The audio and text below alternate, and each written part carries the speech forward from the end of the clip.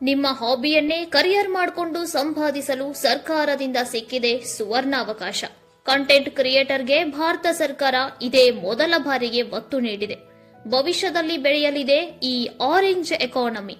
2026ರ ಬಜೆಟ್ನಲ್ಲಿ ಪರಿಚಯವಾದ ಎವಿಜಿಸಿ ಅಂದ್ರೆ ಏನು, ಆರೆಂಜ್ ಎಕಾನಮಿಯಲ್ಲಿ ಯಾವೆಲ್ಲ ಕ್ಷೇತ್ರಗಳು ಬರುತ್ತವೆ, ಯೂಟ್ಯೂಬರ್ಸ್ ಟ್ಯಾಕ್ಸ್ ಕಟ್ಟಬೇಕಾ, ಸರ್ಕಾರದಿಂದ ಹೇಗೆ ಸಹಾಯ ಸಿಗಲಿದೆ, ಇವೆಲ್ಲವನ್ನ ಈ ವಿಡಿಯೋದಲ್ಲಿ ನೋಡೋಣ ಬನ್ನಿ. ಬಹುತೇಕ ಜನ ಥಿಂಕ್ ಮಾಡ್ತಾರೆ ಯೂಟ್ಯೂಬರ್ ಮಾತ್ರ ಕಂಟೆಂಟ್ ಕ್ರಿಯೇಟರ್ ಅಂತ. ಆದ್ರೆ ನೀವು ಮೊಬೈಲ್ ಹಿಡಿದು ನಾಲೆಜ್ ಶೇರ್ ಮಾಡಿದ್ರೆ ಸಾಕು, ನೀವು ಕಂಟೆಂಟ್ ಕ್ರಿಯೇಟರ್. ಯೂಟ್ಯೂಬ್ ವಿಡಿಯೋ ಮಾಡುವವರು, Insta reels, Facebook videos, podcast, digital teaching ಇವರೆಲ್ಲರೂ ಕಂಟೆಂಟ್ ಕ್ರಿಯೇಟರ್ಸ್. ಗೌರ್ಮೆಂಟ್ ಯಾಕೆ ಕ್ರಿಯೇಟರ್ಸ್ ಬಗ್ಗೆ ಯೋಚನೆ ಮಾಡ್ತಾ ಇದೆ ಅಂದ್ರೆ, ಮೊದಲು government job and private job ಇವಷ್ಟೇ ಆಪ್ಷನ್ ಆಗಿದ್ವು. ಇವತ್ತು ಮೊಬೈಲ್ ಒಂದು ಯಾರ್ಡ್ ಆಗಿದೆ. ಇಂಟರ್ನೆಟ್ ಮತ್ತು ಕ್ಯಾಮೆರಾ ಮೂಲಕ ಲಕ್ಷಾಂತರ ಜನ ಸೆಲ್ಫ್ ಎಂಪ್ಲಾಯ್ಮೆಂಟ್ ಆಗಿದ್ದಾರೆ, ಅರ್ನ್ ಮಾಡ್ತಾ ಇದ್ದಾರೆ. ಇದು ಸರ್ಕಾರಕ್ಕೆ ಅರ್ಥ ಆಗಿ ಕ್ರಿಯೇಟಿವ್ ಎಕಾನಮಿ ಅಥವಾ ಆರೆಂಜ್ ಎಕಾನಮಿಯನ್ನ ಇಂಟ್ರೊಡ್ಯೂಸ್ ಮಾಡಿದೆ. ಏನಿದು ಆರೆಂಜ್ ಎಕಾನಮಿ ಅಂದ್ರೆ, ಮನಸ್ಸಿನಿಂದ ಹುಟ್ಟುವ ಐಡಿಯಾಗಳಿಂದ ಉದ್ಯೋಗ ಸೃಷ್ಟಿಸಿಕೊಳ್ಳುವ ವ್ಯವಸ್ಥೆ.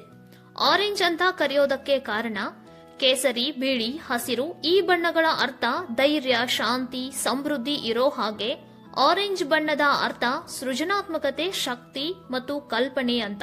ಹಾಗಾಗಿ ಆರೆಂಜ್ ಎಕಾನಮಿ ಹೆಸರು ಕೊಡಲಾಗಿದೆ. ಭಾರತದಲ್ಲಿ ಆರೆಂಜ್ ಎಕಾನಮಿಗೆ ಇಷ್ಟು ಒತ್ತು ನೀಡಲು ಮುಖ್ಯ ಕಾರಣ ಯುವಕರಿಗೆ ಹೊಸ ಉದ್ಯೋಗಾವಕಾಶ, ಕಂಟೆಂಟ್ ಕ್ರಿಯೇಟರ್ಸ್ಗೆ ಆದಾಯದ ಮಾರ್ಗ, ನಮ್ಮ ಭಾಷೆ, ಸಂಸ್ಕೃತಿ, ಕಲೆಯ ಉಳಿವಿಗಾಗಿ ಇದು ಮುಖ್ಯ. ಕಡಿಮೆ ಹೂಡಿಕೆ, ಹೆಚ್ಚು ಅವಕಾಶಗಳು. ಉದಾಹರಣೆಗೆ, ಒಬ್ಬ ಕನ್ನಡ ಯೂಟ್ಯೂಬರ್ ಸಾಮಾಜಿಕ ವಿಷಯಗಳ ಮೇಲೆ ವಿಡಿಯೋ ಮಾಡಿ ಹಣ ಸಂಪಾದಿಸಿದ್ರೆ ಅದು ಆರೆಂಜ್ ಎಕಾನಮಿ. ನೀವು ಈಗಾಗಲೇ ಸೋಷಿಯಲ್ ಅವೇರ್ನೆಸ್ ಕಂಟೆಂಟ್ ಮಾಡ್ತಿದ್ದೀರಾ ಅಂದ್ರೆ ನೀವು ಆರೆಂಜ್ ಎಕಾನಮಿಯ ಒಂದು ಭಾಗ. ಒಟ್ಟಾರೆಯಾಗಿ ಈಗ ಸ್ಕ್ರೀನ್ ಮೇಲೆ ಕಾಣಿಸ್ತಾ ಇರೋ ಈ ಎಲ್ಲಾ ಕ್ಷೇತ್ರಗಳು ಆರೆಂಜ್ ಎಕಾನಮಿಯ ಅಡಿಯಲ್ಲಿವೆ. 2026-27ರ ಬಜೆಟ್ನಲ್ಲಿ ಆರೆಂಜ್ ಎಕಾನಮಿ ಕ್ಷೇತ್ರವನ್ನ ಒಂದು ದೊಡ್ಡ ಆರ್ಥಿಕ ಶಕ್ತಿಯಾಗಿ ಸರ್ಕಾರ ನೋಡ್ತಿದೆ. ಅಂದ್ರೆ ಕಂಟೆಂಟ್ ಕ್ರಿಯೇಷನ್ ಕೇವಲ ಹಾಬಿ ಅಲ್ಲ, ಕಂಟೆಂಟ್ ಕ್ರಿಯೇಷನ್ ಅಂದ್ರೆ ಕರಿಯರ್ ಅಂಡ್ ಎಕಾನಮಿ. ಇದು ತುಂಬಾ ದೊಡ್ಡ ಶಿಫ್ಟ್ ಅಂತಾನೆ ಹೇಳಬಹುದು. ಇಂಟ್ರೆಸ್ಟಿಂಗ್ ಅಂದ್ರೆ 15,000 ಶಾಲೆಗಳು ಮತ್ತು 500 ಕಾಲೇಜುಗಳಲ್ಲಿ ಎವಿಜಿಸಿ ಕಂಟೆಂಟ್ ಕ್ರಿಯೇಟರ್ಸ್ ಲ್ಯಾಬ್ ಅನ್ನ ಪ್ರಾರಂಭಿಸಲಾಗುತ್ತಿದೆ. ಎವಿಜಿಸಿ ಅಂದ್ರೆ animation, visual effects, gaming and comics ಇವೆಲ್ಲವನ್ನ ಎಜುಕೇಶನ್ ಸಿಸ್ಟಮ್ ನಲ್ಲಿ ಸೇರ್ಪಡಿಸಲಾಗುತ್ತಿದೆ. ಫ್ಯೂಚರ್ ಕ್ರಿಯೇಟರ್ಸ್ಗೆ ಇದು ಗೋಲ್ಡನ್ ಅಪಾರ್ಚುನಿಟಿ ಅಂತಾನೆ ಹೇಳಬಹುದು. ಈ ಕ್ಷೇತ್ರದಲ್ಲಿ ಹೆಸರು ಮಾಡಿರೋ ವ್ಯಕ್ತಿಗಳಿಗೆ ನ್ಯಾಷನಲ್ ಕ್ರಿಯೇಟರ್ಸ್ ಅವಾರ್ಡ್ ಕೊಟ್ಟು ಗವರ್ಮೆಂಟ್ ಲೆವೆಲ್ ರೆಕಗ್ನೈಸ್ ಮಾಡಲಾಗುತ್ತದೆ. ಇದರಿಂದ ಕಂಟೆಂಟ್ ಕ್ರಿಯೇಟರ್ಸ್ಗೆ ಮೋಟಿವೇಶನ್ ಮತ್ತು ವ್ಯಾಲಿಡೇಷನ್ ಸಾಧ್ಯವಿದೆ. ಬ್ರ್ಯಾಂಡ್ ಮೇಲಿನ ನಂಬಿಕೆ ಹೆಚ್ಚಾಗುತ್ತದೆ, ಹೆಚ್ಚೆಚ್ಚು ಕೊಲಾಬರೇಷನ್ ಅಪಾರ್ಚುನಿಟೀಸ್. ಹೀಗೆ ಕಂಟೆಂಟ್ ಕ್ರಿಯೇಟರ್ಸ್ಗೆ ಸರ್ಕಾರ ನೆರವಾಗಲಿದೆ. ಆದ್ರೆ ಸರ್ಕಾರ ಬಂದು ನಿಮಗೆ ಯಾವುದೇ ವ್ಯೂಸ್ ಕೊಡಲ್ಲ, ಸಬ್ಸ್ಕ್ರೈಬರ್ಸ್ ಕೊಡಲ್ಲ. ಸ್ಕಿಲ್ ಕೊಡುತ್ತೆ, ಸಿಸ್ಟಮ್ ಕೊಡುತ್ತೆ, ಆಪರ್ಚುನಿಟೀಸ್ ಕೊಡ್ತಿದೆ. ಇದನ್ನ ಉಪಯೋಗ ಮಾಡೋದು ನಮ್ಮ ಕೈಯಲ್ಲಿದೆ.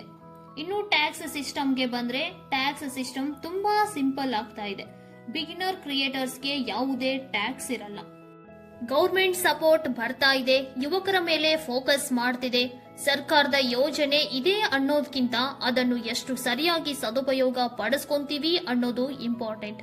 ಕಲಿಕೆಯನ್ನೇ ಫ್ಯಾಷನ್ ಮಾಡಿಕೊಂಡ್ರೆ ಈ ತರಹದ ಯೋಜನೆಗಳಿಗೆ ಒಂದು ಅರ್ಥ. ಅದು ಕೇವಲ ಕಾಗದ ಮೇಲೆ ಮಾತ್ರ ಉಳಿಯದ ಹಾಗೆ ಶಾಲಾ ಕಾಲೇಜು ಮಕ್ಕಳು ಸರಿಯಾಗಿ ಬಳಸಿಕೊಳ್ಳಿ. ಕಂಟೆಂಟ್ ಕ್ರಿಯೇಷನ್ ಈಗಲೇ ಸ್ಟಾರ್ಟ್ ಮಾಡಿ, ಗ್ರೋತ್ ಖಂಡಿತ. ಸರ್ಕಾರದ ಈ ನಿರ್ಧಾರದ ಬಗ್ಗೆ ನಿಮ್ಮ ಅಭಿಪ್ರಾಯವನ್ನ ಈಗಲೇ ಕಮೆಂಟ್ ಬಾಕ್ಸ್ ನಲ್ಲಿ ತಿಳಿಸಿ. ವಿಡಿಯೋ ಲೈಕ್ ಆಗಿದ್ರೆ ಪ್ಲೀಸ್ ಲೈಕ್ ಮಾಡಿ. ಮತ್ತೆ ಸಿಗೋಣ ನೆಕ್ಸ್ಟ್ ವಿಡಿಯೋದಲ್ಲಿ. Stay shine. ನಮಸ್ತೆ.